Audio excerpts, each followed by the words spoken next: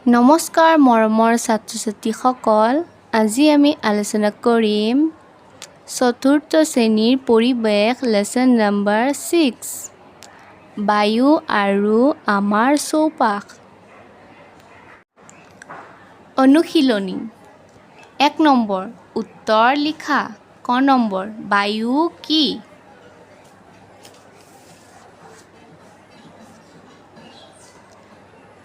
বায়ু হ'ল এবিধ গেছীয় মিশ্ৰ পদাৰ্থ। বায়ু সকলোতে আছে। বায়ু নহ'লে আমি জীয়াই থাকিব নোৱাৰোঁ।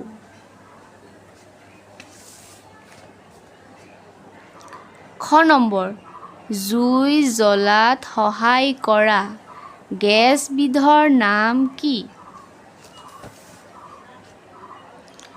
জুই জ্বলাত সহায় কৰা গেছবিধৰ নাম হ'ল অক্সিজেন। ঘ নম্বৰ উশাহত লোৱা বায়ু কেনে হ'ব লাগে?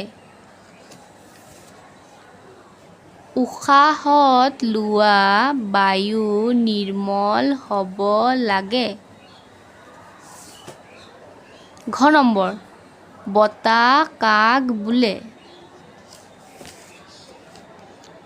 চলাচল কৰা বায়ুকে বতাহ বোলে। 2 নম্বৰ খালী ঠাই পূৰ কৰা। ক নম্বৰ বায়ু আমি চকুৰে দেখা নাপাওঁ। খ নম্বৰ জোৰেৰে বলা বতাহক ধুমুহা বোলে। ঘ নম্বৰ উদ্ভিদে বায়ুৰ পৰা গেছ সংগ্ৰহ কৰি প্ৰ'টিন তৈয়াৰ কৰে। নাইট্ৰজেন গেছ সংগ্ৰহ কৰি প্ৰ'টিন তৈয়াৰ কৰে। বায়ু স্বাস্থ্যৰ বাবে হানিকাৰক। দূষিত বায়ু স্বাস্থ্যৰ বাবে হানিকাৰক। 3 নম্বৰ শুদ্ধ উত্তৰটো বাছি উলিয়াই ৰাইট চিন দিয়া।